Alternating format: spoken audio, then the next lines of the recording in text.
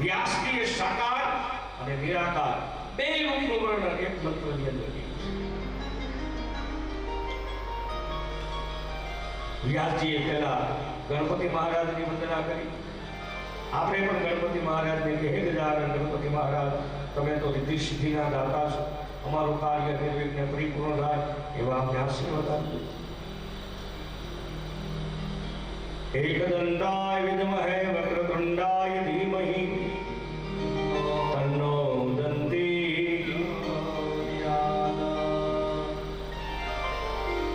गणपति महाराज પછી માં સરસ્વતીની વંદના કરી છે. સરસ્વતી વાણીનું રૂપ છે મારા ભાઈ.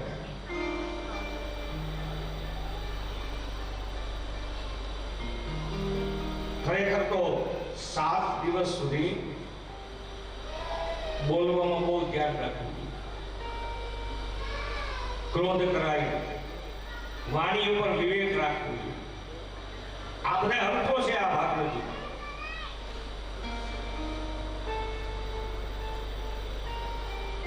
આપણે ઓલા સૂત્રો નથી સાંભળતા, પાણી અને વાણી ગાળીને વાપરવી. શક્ય હોય તો આનું પાલન કરજો. 7 દિવસ વાણી ઉપર સંયમ રાખજો. કેમ કે આપણા આંગણે આવેલા આ આપણા અતિથિઓ, આપણા સગા સંબંધીઓ, આ બધા આપણા માટે ભગવાન દ્વારકાવાળાનું રૂપ છે. પરિવારનો ખાસ રૂપ છે. હરેકના હૃદયની અંદર દ્વારકાધીશના દર્શન કરજો, તથા સફળ તો થશે. માં સરસ્વતીની વંદના એટલા માટે વ્યાસજીએ કરી છે કે વાણીનો દુરુપયોગ ન કરવો, ક્રોધ ન કરવો. ક્રોધ છે એ ફળને બાળી નાખે છે મારા ભાઈ. ના તો રાત બારોટની કથા ભાઈ.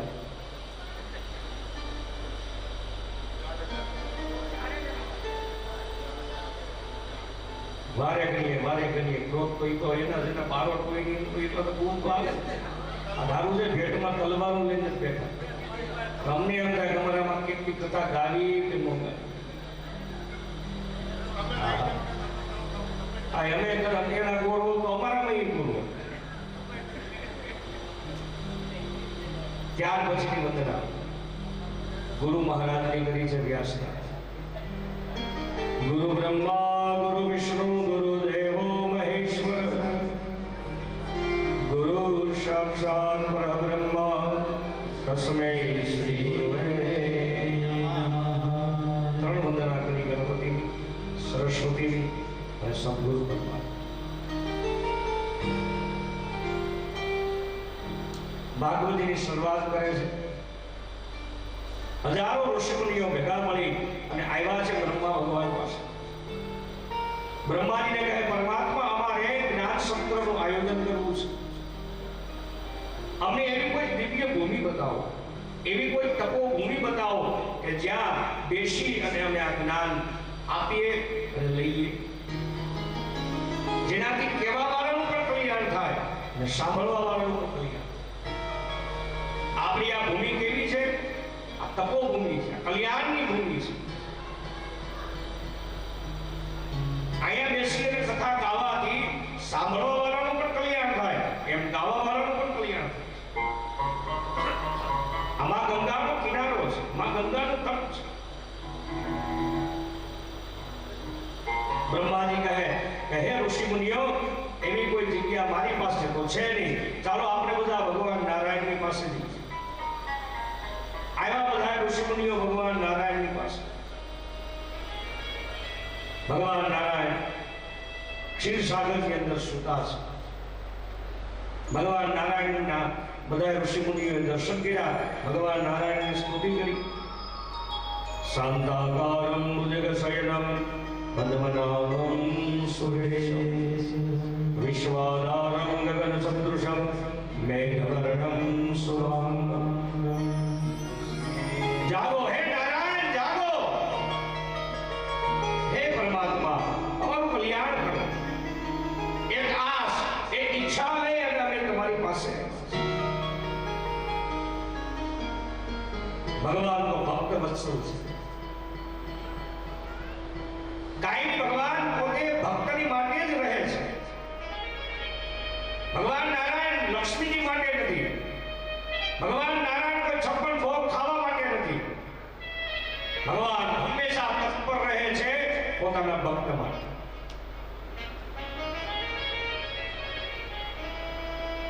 ભક્ત ભક્તિ ભગવંત ગુરુ.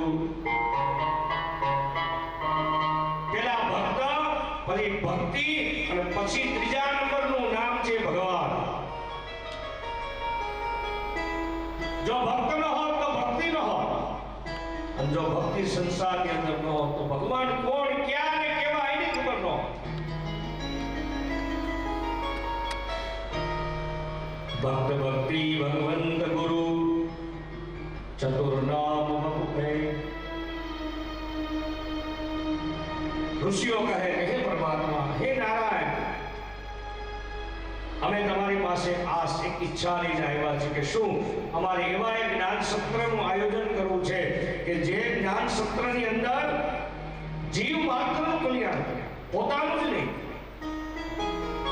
ઋષિએ પોતાનું કલ્યાણ નથી માંગ્યું મારા ભાઈ બહેન. એ જ કથા લઈને તમે અત્યારે અહીં બેઠા છે. ઋષિએ પોતાના માટે નહીં, જીવ માત્રના કલ્યાણ માટેની આ કથા માંગી છે ભગવાન. ઋષિ મુનિઓએ પ્રાર્થના કરી, ભગવાને પોતાના સુદર્શન ચક્રને આજ્ઞા કરી. ઋષિઓને કહે કે હે ઋષિઓ, આ સુદર્શન ચક્ર જ્યાં જાય એની પાછળ પાછળ જાઓ, જ્યાં આની ધાર ઘસાય આ ક્ષેત્રની અંદર તમે આ મહાયજ્ઞનું આયોજન કરો.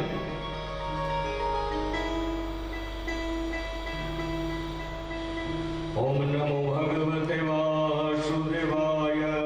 આગળ પાછળ પાછળ ઋષિ મુનિઓ ચાલ્યા જાય. આગળ ભગવાનનું દિવ્ય અદ્ભુત ચક્ર ચાલ્યું જાય છે.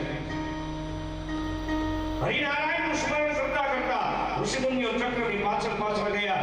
જ્યાં દિવ્ય પવિત્ર તપોભૂમિ આવી, આ ચક્રએ પોતાની ધાર ઘસી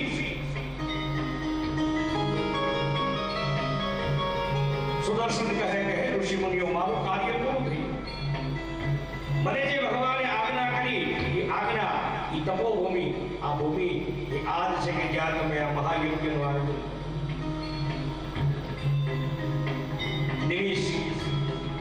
નિમિષ અરણ્યની અંદર આ ધાર ઘસાણી એટલે ધામનું નામ પડ્યું નૈમિષારણ્ય ધામ.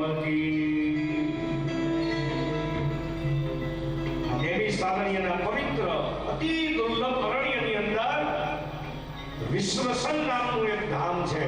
આ ધામની અંદર બેસી અને ઋષિ મુનિઓ જ્ઞાન સત્રનું આયોજન કરે છે. આયોજન થયું, યજમાન તૈયાર થઈ ગયા, પણ ભક્તાની તો જરૂર પડે. હવે શું કરવું? ફરી ઋષિ મુનિઓએ ભગવાનને કીધું કે હે પરમાત્મા, બધું આપ્યું, પણ એક એવો જીવ આપો, એક એવું અદ્ભુત પાત્ર આપો કે જે તમારા ગુણગાન ગાય છે. અધિકાર વગર મારા ભાઈ બહેન કોઈ ગુણ ગાઈ શકતું નથી. વ્યાસજીએ સૂતજીને અધિકાર આપ્યો છે આ ગુણગાન ગાવા માટે. અને હૃદયની અંદર સાચી ભક્તિ હોય, પરમાત્મા પ્રત્યે સંપૂર્ણ વિશ્વાસ હોય ને, તો ભગવાન કોઈના કોઈ સ્વરૂપની અંદર આપણી માટે મદદ મોકલે છે.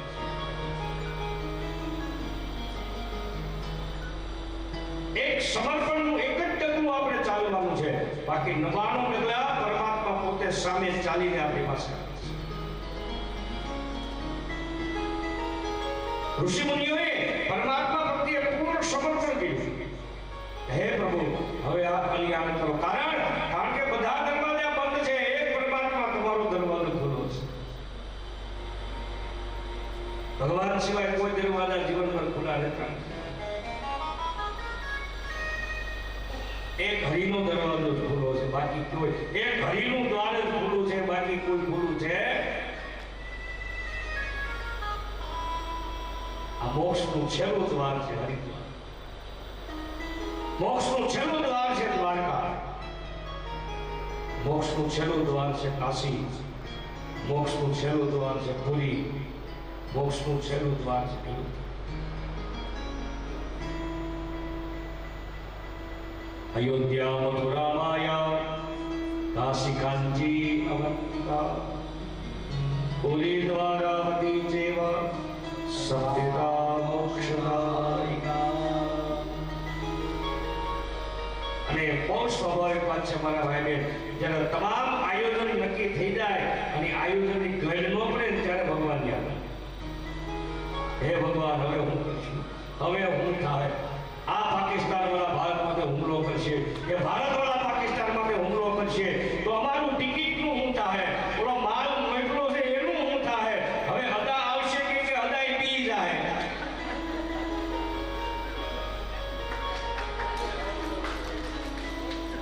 પણ મેં અમારા રીટાબેન એ કીધું, હરિદ્વારે મરવું ને દેડી મરવું, મરવું બી નક્કી છે.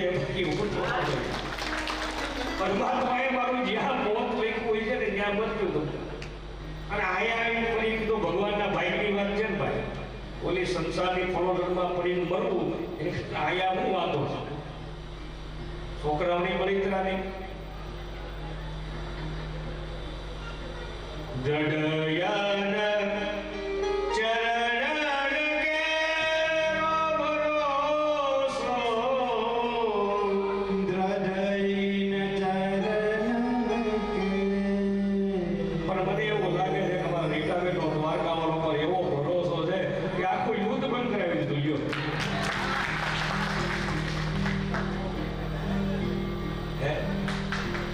યુદ્ધ બંધ થઈ ગયું, પણ અણુબોમ મારવાનું ક્યાં કરતા તે પાછા આપી લીધા. શું કામ? શા માટે? પરમાત્મા પ્રત્યે વિશ્વાસ છે. આ ગ્રંથ મારા ભાઈ બહેન શ્રદ્ધા અને વિશ્વાસથી તો ચાલે છે. નમામિ ભવાની શંકરો વંદે, શ્રદ્ધા વિશ્વાસ રૂપિયો. માં ઉમા અને ભગવાન શંકર કોણ? કે માં ઉમા એ મારી શ્રદ્ધા છે, અને મારો શિવ, મારો દુધેશ્વર એ મારા હૃદયનો વિશ્વાસ છે. બાકી ક્યાંય કીધું છે જ નહીં.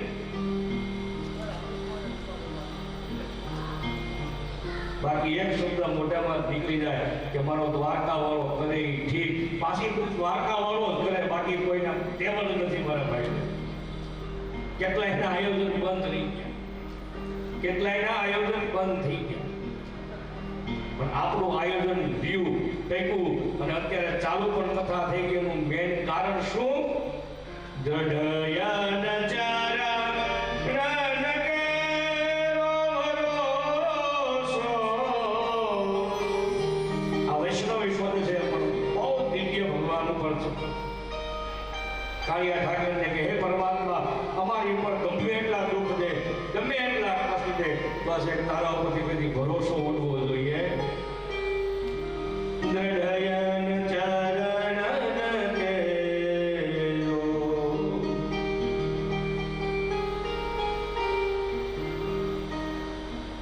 મન ચંગા તો કથરોટ મેં ગંગા કહીએ હોય કે આ મન ચંગા હોય તો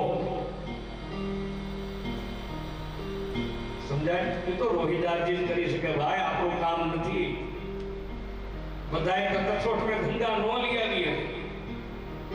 આપણી કાથરોટ તો પેલાય મેલી હતી અને અત્યારે મેલી જ છે.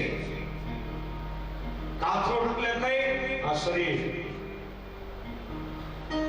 પેલાય મેલું હતું, અત્યારે મેલું છે. બાકી ગમે એટલી ડૂબકી મારશું તો કઈ પવિત્ર થઈને જવું નહીં આપણે. આપને એવું કઈક આમ હોય અંદરથી કે અમે હરકી ફોટીએ નાહી આવીશું, ગંગાજીમાં ડૂબકી મારીએ, આપણે નાવા જાવું, પણ કોઈ દી આપણા પાપ ધોવા હે? પાપ કઈ ધોવાય મારા ભાઈ? કે જ્યારે કરેલા પાપનો પસ્તાવો થાય ને તો પાપ ધોવાય. પાપ ધોવાય.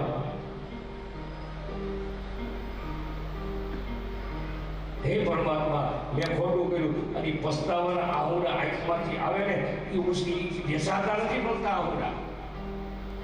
એ પરાણે રોવરાય આંખમાંથી લઈ આવે એ નહીં, એ તો અંદરથી આપોઆપ આંખમાંથી આહુડા નીકળી જાય. અને એ પરમાત્મા પ્રત્યે પસ્તાવો થાય ને તો એ આહુડા છે ને એ ગંગા કરતા પણ પવિત્ર છે મારા ભાઈ. એ આસુડાથી આ શરીર ધોવાય છે એનાથી પાપ થાય છે. મેં પાપ કર્યા છે એવા, એવું ભૂલો તમારી સેવા. મેં પાપ કર્યા છે પ્રભુજી ભૂલો તમારી સેવા. મારી ભૂલો ના ભૂલનારા, તારી કરુણાનો કોઈ પાર નથી. મારી ભૂલો ના તારી કરુણાનો કોઈ પાર નથી. કેવા ઈ માંગુ છું મારા ભાઈ બહેન, જ્યારે બધાય દરવાજે તાળા લાગી જાય ને ત્યારે એક પરમાત્માનું સરળ ઈ દ્વાર એક ખુલ્લો રહે છે, અને ઈ દ્વાર સામે મોઢું રાખી અને પરમાત્માને તમે પ્રાર્થના કરો ને, એટલે પરમાત્માને આપણું કામ કરવું જ પડે. પ્રાર્થનાની અંદર બહુ શક્તિ છે મારા ભાઈ બહેન. જેટલી શક્તિ પૂજામાં નથી, જેટલી શક્તિ પાઠમાં નથી, એટલી શક્તિ પ્રાર્થનાની અંદર છે.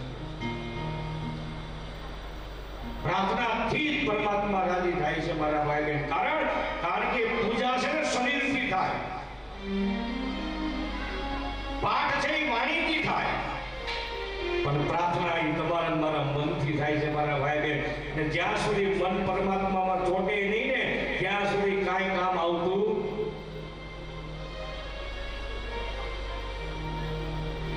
જ્યાં સુધી મન ન લાગે, મન છોટે નહીં, પરમાત્મા તમારા અને મારા મનનો સ્વીકાર ન કરે ને ત્યાં સુધી કોઈ કાર્ય, કોઈ વસ્તુ થતી નથી.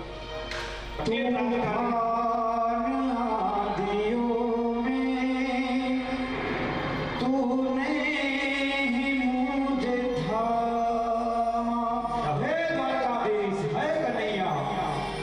तूफान आंधियों में तुमने ही मुझे थामा. तुम कृष्ण बन के आए जब मैं बना सुदामा. मेरा आपकी कृपा से सब काम हो रहा है. करता नहीं मैं कुछ भी, मेरा नाम हो रहा है. मेरा आपकी कृपा से सब काम हो रहा है. ऋषि मुनिઓ કહે હે નારાયણ, આય સુધી તો પહોંચાડ્યા. હે પ્રભુ, કૃપા કરો, કલ્યાણ કરો, એવા કોઈ અધિકારી જીવને અમને આપો કે જે તમારા કૃપા પાત્ર હોય. કૃપા વગર કાંઈ મળતું નથી. સુતજી ભગવાનના કૃપા પાત્ર છે.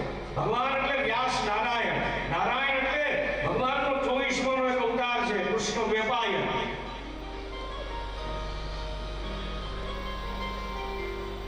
વ્યાસજીના કૃપા પાત્ર છે સુતજી.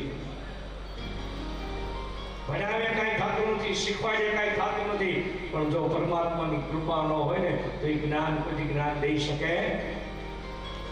સુતજી ભગવાનની કથા કરી શકાયનું કારણ કે એની ઉપર ભગવાનની કૃપા હતી. એટલે ભગવાને એને અધિકારી બનાવ્યા છે કે જા દીકરા, તું પરમાત્માની કથાનું વર્ણન કર, પરમાત્માની ગાથા ગા.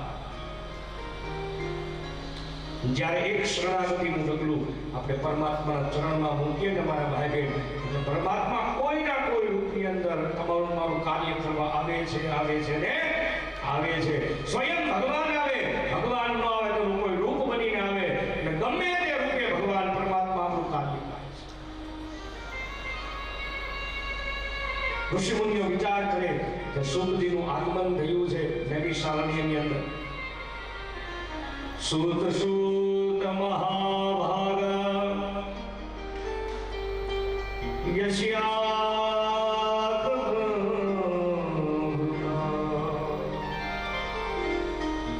સુતજી આવ્યા. સુતજીને બેસવા માટેની આસનો આપવામાં આવ્યા. વ્યાસ તરીકે સુતજીને નિમવામાં આવ્યા. સુતજીનું પૂજન થયું છે વ્યાસ તરીકે. ઋષિમુનિઓ કહે કે હે સુતજી, અમારું કલ્યાણ કરો, અમને જ્ઞાન આપો, પરમાત્મા વિશે અમને સમજાવો કે પરમાત્મા એટલે કોણ, ભગવાન એટલે કોણ, ભગવાનનું ઐશ્વર્ય એટલે શું, ભગવાનનું કાર્ય એટલે શું. અમે આ કલિયુગની અંદર પરમાત્માને પામવા હોય તો મારે શું કરવું?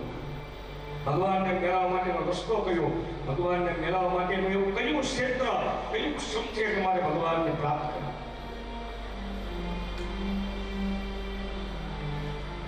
અને ત્યારે સુતજી કહે કે હે ઋષિમુનિ, પરમાત્મા સમર્પણથી પ્રાપ્ત થાય છે. તમે જે સમર્પણ દેખાયું છે ને પરમાત્મામાં, એ જ પરમાત્માની પ્રાપ્તિનું મેઇન સાધન છે, મેઇન ઇમ્પ્લોમ છે કે આપણે ભગવાનની પ્રાપ્તિ કરી શકીએ. સુતજી ભક્તિ દેવીના દ્રષ્ટાંતથી ઋષિમુનિઓને સમજાવે. સાંભળો હે ઋષિમુનિ, એક વખત યોગી નારદ ત્રણેય લોકનું વિચરણ કરે છે.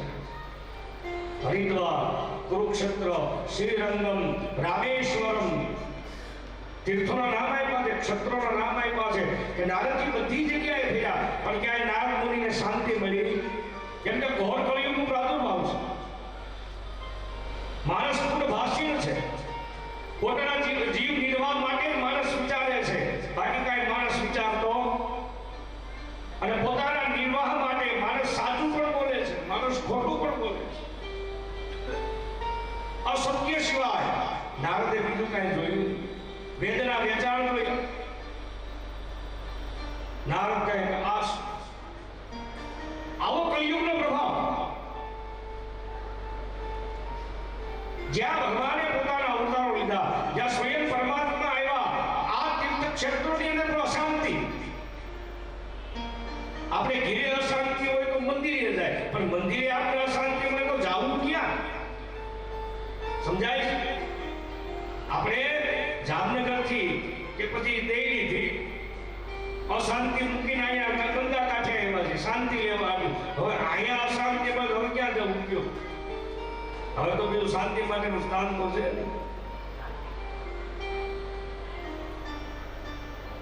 ત્યાં સ્વયં પરમાત્માનો પ્રાદુર્ભાવ થયો. એ ક્ષેત્ર જો શાંતિ વિહીન હોય, નારદજી કહે તો મારે કરવું શું? ફરતા ફરતા ફરતા નારદજી આવ્યા છે વૃંદાવનની અંદર માં યમુનાના તટે, કે જ્યાં પરમાત્માએ ખુલ્લા પગે લીલા કરી. અને નારદજી જ્યારે વૃંદાવન યમુના તટે ઉતર્યા ને, તો નારદ મુનિના મનને શાંતિનો અહેસાસ થયો છે. નારદ મુનિ ચાલ્યા જાય છે. પાછળથી એક સ્ત્રીએ નારદ મુનિને અવાજ આપ્યો છે. ભો ભો સાધુ ક્ષણમ તિષ્ઠ મચિંત્યામપી નાશય ક્રોધનમ લોકસ્ય સર્વત્યાહરમ પરમ. નારદજી ચાલ્યા જાય છે. પાછળથી કોઈ સ્ત્રીએ નારદ મુનિને અવાજ આપ્યો કે ભો સાધુ, હે સાધુ પુરુષ, હે સજ્જન માણસ, થોડીક વાર થોભી જાઓ.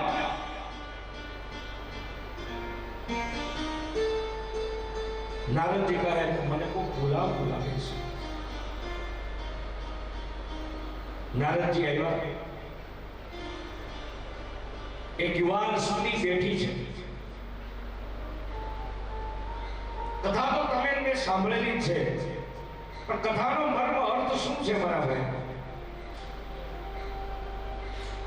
એના બંને ખોળાની અંદર બે વૃદ્ધ પુરુષો સુતા છે. નારદજી કહે અરે દીકરી, તે મને અવાજ આપ્યો? હા બાપજી, મેં તમને અવાજ આપ્યો. શું થયું? બોલ બેટા.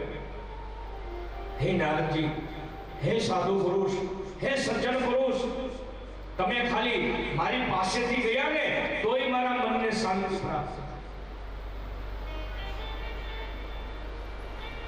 એક ઘડી આધી ઘડી આધી મેં મુનિયાદ.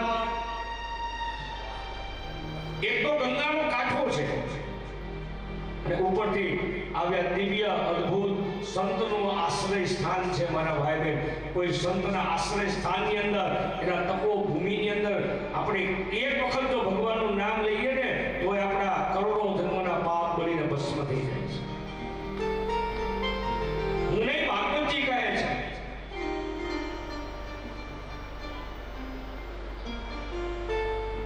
સ્ત્રી કહે, બાપજી ખાલી તમે મારી પાસેથી ગયા, એક સાધુ પુરુષ આપણા ઘરના આંગણાની અંદર, કોઈ સજ્જન સાધુ પુરુષ આપણા ઘરના આંગણાની અંદર આવે ને મારા ભાઈ બહેન, તો આપણા ઘરની જે નેગેટિવ ઉર્જા હોય ને એ સાધુ એની હાજર લઈ જાય છે. આ એની તાકાત.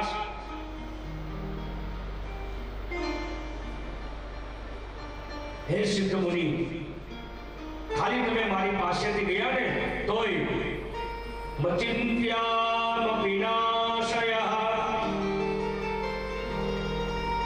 મારી ચિંતા હળવી થઈ, મારા મનને મને શાંતિ મળી. દર્શનમ તવ લોકસ્ય સર્વદ્યાહરમ પરમ.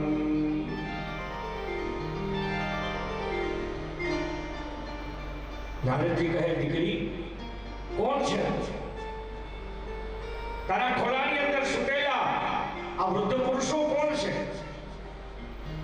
શા માટે તું યમના કાંઠે બેઠી બેઠી આટલી આક્રમણ રડે છે? હજારો સહેલીઓ સમજાવે છે, ઋષિ મુનિઓ સમજાવે છે, જન જન મેં હાથ જોડી અને સ્ત્રીને પ્રાર્થના કરે છે કે માં, હવે તમે શાંત થઈ જાઓ, પરમાત્મા ઉપર ભરોસો રાખો. સ્ત્રીના આંખમાંથી આંગળા બંધ થતા શું થયું? દીકરી કોણ છે? શું તને તકલીફ છે? શું તારી ચિંતા છે? ત્યારે સ્ત્રી પોતાનો પરિચય આપે છે. મારા ભાઈ, અહમ ભક્તિ રીતિ ખ્યાતા ઇમો મે તનયો મતો જ્ઞાન વૈરાગ્ય નામાનો આલયોગેન જલધરો. હે નારદજી, હે બાપજી, મારું નામ ભક્તિ છે. મારો સહારો, મારો આશરો લઈને કેટલાય પરમાત્માના ચરણ સુધી પહોંચ્યા છે. મેં કોઈ દિવસ કોઈને સહારો આપવાની ના નથી પાડી. કોઈ પાપીએ મારો સહારો લીધો હોય તો મેં કોઈ ના નથી પાડી, અને કોઈ પુણ્યશાળીએ પણ જો મારો સહારો લીધો હોય તો મેં એને ના પાડી નથી. પણ મારી દુર્દશા જુઓ. દીકરી, તારું નામ તો તે મને કીધું, તો આ તારા ખોળામાં જે સૂતા છે વૃદ્ધ પુરુષો એ કોણ છે? ત્યારે અમારે ભક્તિ માતા કહે કે હે દેવ, આજે જે વૃદ્ધ પુરુષો સૂતા છે ને એ બીજું કોઈ નહીં, જ્ઞાન અને વૈરાગ્ય આ બંને મારા જ દીકરા છે.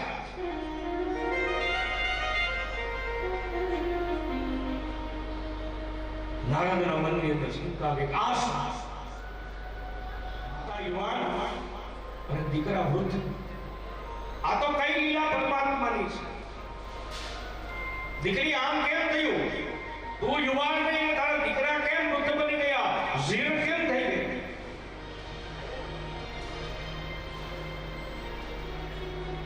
ઉત્પન્ના દ્રવિશાહમ વૃદ્ધિ કર્ણાટકે ગતા ક્વશ્ચિન ક્વશ્ચિન મહારાષ્ટ્રે ગુર્જરે જીર્ણતો ગતા. હે પ્રભુ, કર્ણાટકની અંદર દ્રવિડ દેશની અંદર મારો જન્મ થયો છે. દક્ષિણ ભારતની અંદર અનેક આચાર્યોએ એવાનું સન્માન કર્યું. રામાનુજા, માધવા આદિ અનેક એવા શ્રેષ્ઠ આચાર્યો થયા, ભગવાનના શ્રેષ્ઠ ભક્ત થયા કે જેના દ્વારા મારો જન્મ થયો. કર્ણાટકે ગતા,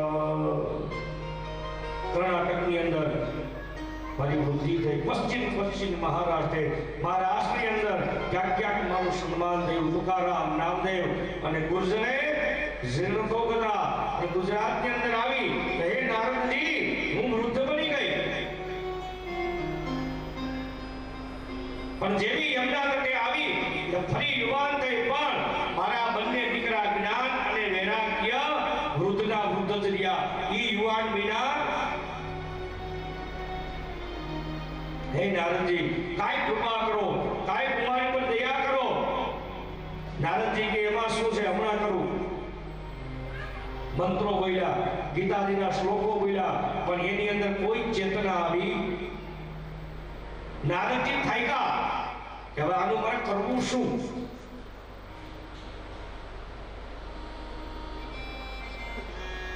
ત્યારે ભગવાને આકાશવાણી કરી કે હે નારદ, તમે સત્કર્મ કરો, સત્કર્મ કરો, સત્કર્મ કરો.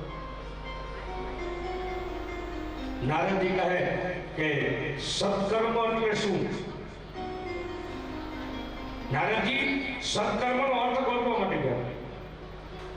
ઋષિ મુનિઓને પૂછ્યું કે આ સત્કર્મનો અર્થ શું? ઋષિ મુનિઓ પૂછ્યા, જો નારદને ખબર ન હોય સત્કર્મનો, તો આપણે ક્યાંથી ખબર પડી ગયો? ક્યાંથી ગોતી દેવું? એટલે બધા ઋષિ મુનિઓ શું કહે કે એક કામ કરો કે શું કે તમે બદ્રિક આશ્રમમાં જાઓ. નારદજી આવ્યા છે બદ્રિક આશ્રમની અંદર, જ્યાં ભગવાનના 4 પરમ ભક્તો રહે છે, સનક, સનંદન, સનાતન.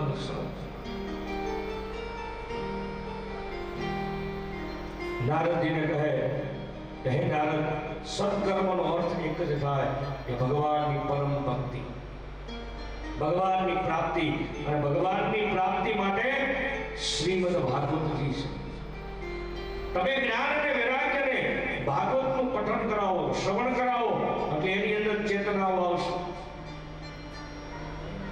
આ બધું સંત કુમાર એવા 4 વ્યાસપીઠો ગોઠવી યમુનાથી. 4 સંત કુમાર વ્યાસ તરીકે નિમા છે.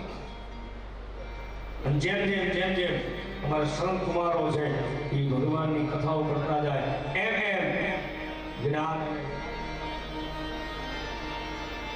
જ્ઞાન વૈરાગ્ય ને વધારનારી કોઈ કથાઓ. જો આનું નામ છે ભાગવત. ભ એટલે ભક્તિ, ગ એટલે જ્ઞાન, વ એટલે વૈરાગ્ય, ત એટલે તપ. આ 4 પાયાની જ કથા એટલે ભાગવતજી છે. ભક્તિ, જ્ઞાન, વૈરાગ્ય અને તપ. ભક્તિ દેવીની કથા અમારા સુખજીએ સમજાવી. માતમની કથા સાહેબ કરવી હતી, પણ હવે કાલે રાખશું, કેમ કે નાચીને બધા થાક્યા છે. આમ એવું લાગે પરાયણે વાળા હું બેઠા હોય એવું લાગે, જેવું મને ફીલ થાય છે. હે એમ ઓલા આમ જે રંગમાં બેઠા હોય ને, એ રંગ લાગતો ઉજાગરા હોય એવું લાગે છે. એટલે અત્યારે આપણે કથાને વિરામ કરશું અને કાલે પુનઃ હવે પછીનો આપણો સમય રહેશે 8:30 થી 12:30, 8:30 થી 12:30, 9 થી 1 આવ્યા, 9 થી 1 એટલે બધાએ 8:45 આવી ગયો. હું આવું પછી આવતા નહીં. ક્લાસ કહીએ શોભે કે બધા વિદ્યાર્થીઓ બેસી ગયા હોય, માસ્ટર હોને મોજ આવી જાય પછી બધા વિદ્યાર્થીઓ આવે, એનો કોઈ અર્થ છે? 2-3 વાતો કરવી છે.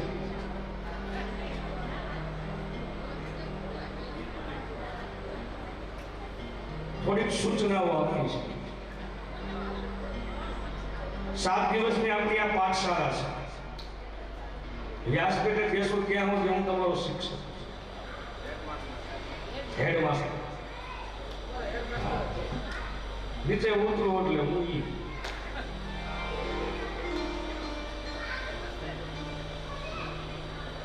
અમુક સાહેબ દીપ હું લાવી દઉં તો જ મજા આવશે.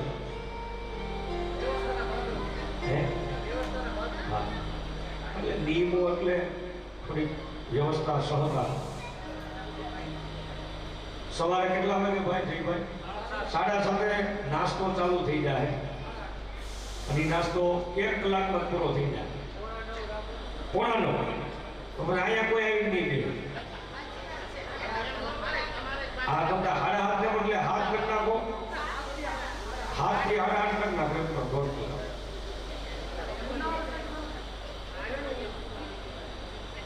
કાંઈ વાંધો નતો. એ તો 8:30 હું કહું છું. મને ખબર બધા 9 વાગે ગયા હોય. આ તો અડધી કલાક એડવાન્સ હાલવાનું. બીજું, પરિવારે આયોજન બહુ સરસ કર્યું છે. કથા તો માધ્યમ છે, પણ ખાલી કથાથી તો કાંઈ થતું નથી. ભજન તો થાય જ છે, ભક્તિ તમે બધા કરો છો, પણ ભોજન વગર કાંઈ થતું. ભજન, ભોજન અને ભક્તિ આ 3 ભેગા થાય તો એ ભગવાનની પ્રાપ્તિ થાય. કે ભગવાનની પ્રાપ્તિ થાય એટલે પ્રસાદ પામજો. બપોરે સાંજે અન્નનો કોઈ બગાડ કરશો નહીં. અન્ન બ્રહ્મનું રૂપ છે. જેમ શબ્દ બ્રહ્મનું રૂપ છે ને, એમ અન્ન પણ બ્રહ્મનું રૂપ છે. જેટલું જમવું હોય, વધારે જમવું હોય, આપણા શરીરમાં જેટલું હોય એટલું પ્રેમથી, પણ અન્નનો કોઈ ખોટો બગાડ કરશો નહીં. અને આયોજક જે કાંઈ છે એમને પૂર્ણ સહકાર આપશો. જો કે બધો પરિવાર જ છે, આમાં કોઈ બાઈક લોકો છે નહીં, એટલે પૂર્ણ સહકાર આપજો. કાલની કથા સવારે 9 કલાકે ફરી ભેગા કરશે. બોલીએ ભાગવત ભગવાન કી, ગંગા મૈયા કી. 2 મિનિટ.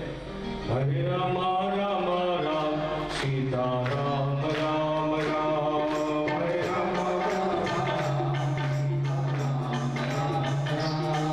હરે રામ રામ રામ, સીતા રામ રામ રામ. હરે રામ રામ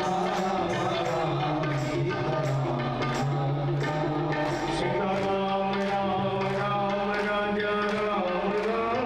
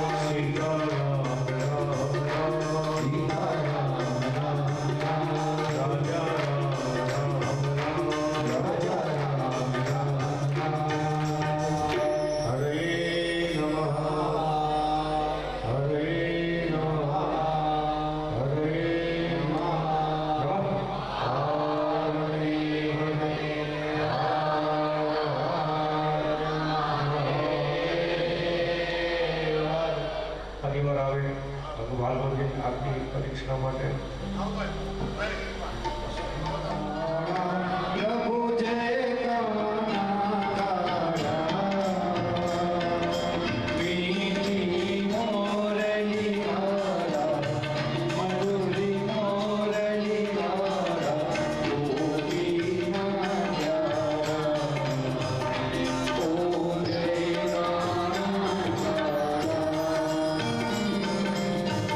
કામણ ગારા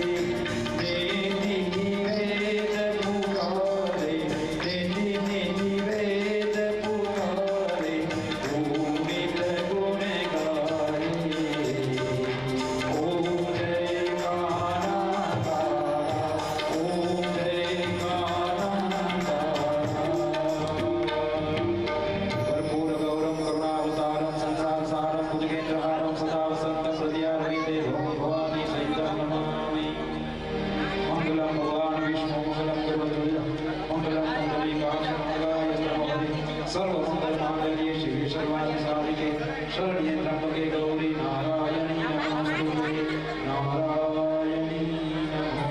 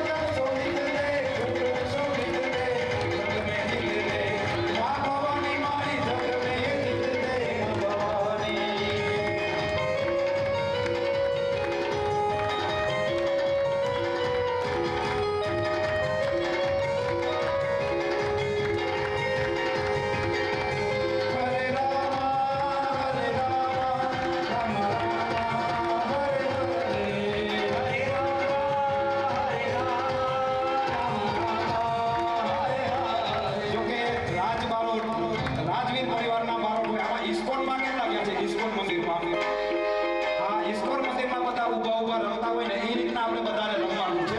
બધા આવી જાઓ, પરિવારના મહેમાન બધા હોય, બધા 2 મિનિટ બધા ઊભા થઈ જાઓ. રાજ બારોટે દીઠેલા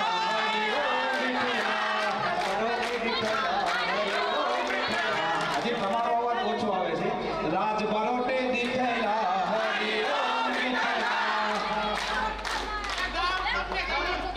હા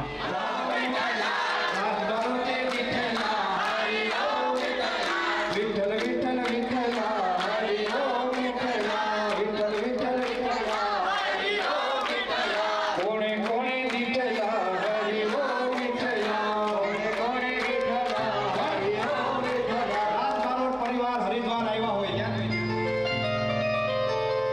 હર ઘર મેં એક હી નારા હર ઘર મેં એક હી નારા